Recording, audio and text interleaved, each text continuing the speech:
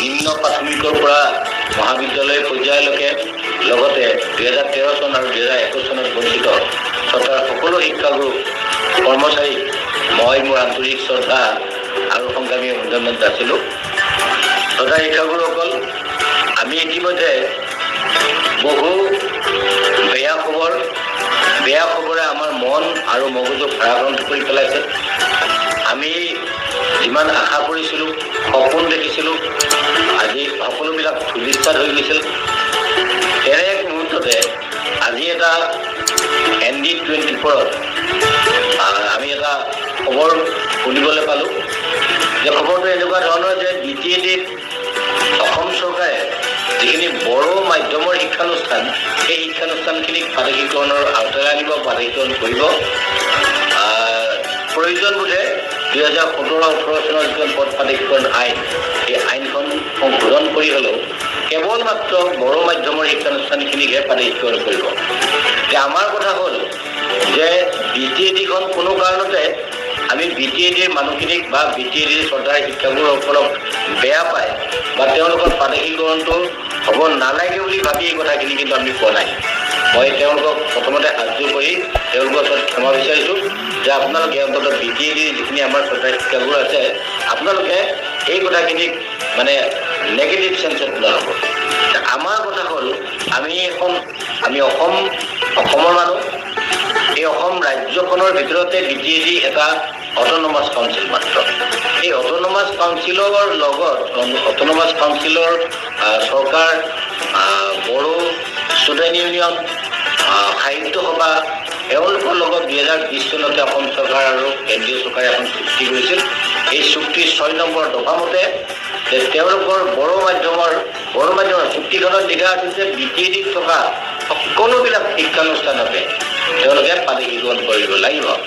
এতিয়া আমাৰ এটা কনচেপ্ট আছিল যে আমাৰ অসমীয়াত এটা কথা আছে যে তুলসীৰ লগত কল্পতৰু আৰু মুক্তি।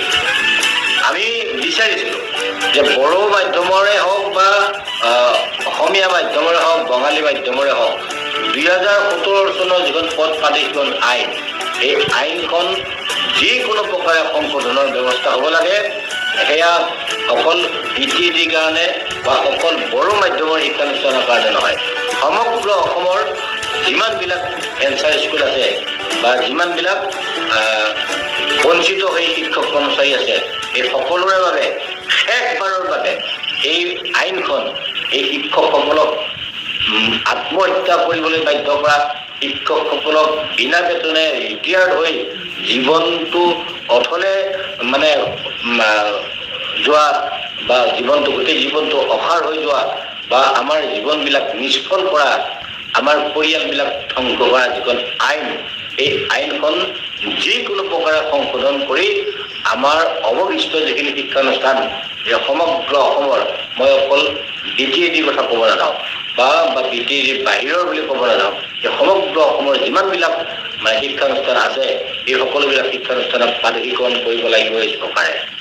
কাৰণ আমি নিজৰ ইচ্ছামতে আমি শিক্ষানুষ্ঠান পাতি আমি শিক্ষানুষ্ঠানত শিক্ষকতা কৰি থকা নাই। এই শিক্ষানুষ্ঠানবিলাক ৰাইজে পাতিছে, ৰাইজে আমাৰ মেধা ভিত্তিত আমাক এই শিক্ষানুষ্ঠানবিলাক নিয়োগ কৰি আমাক গোটেই জীৱনটো চৰকাৰে ব্যৱহাৰ কৰি এতিয়া জীৱনৰ শেষ সময়ত আমাক অন্তত স্বীকৃতিটো হ'লেও চৰকাৰে দিব লাগিব শিক্ষক হিচাপে, আৰু আমি আমাৰ পৰিয়ালবিলাকক সুৰক্ষা দিব লাগিব। কাৰণ আমি গোটেই যৌৱন কালটোৱে আমি বিনা বেতনে এই শিক্ষানুষ্ঠানবিলাকত আমি শিক্ষকতা কৰিলোঁ। আমাৰ এতিয়া আৰু ইনকাম কৰাৰ, বেলেগ কাম কৰাৰ কোনো অৱকাশ নাই। আমাৰ এনে দেহত শক্তিও নাই, আমাৰ মন মগজু তেনেকুৱা আৰু হৈ থকা নাই। আমি শিক্ষকতা কৰি আমাৰ জীৱনটো পঠাই দিলোঁ, এয়া বিনা বেতনে।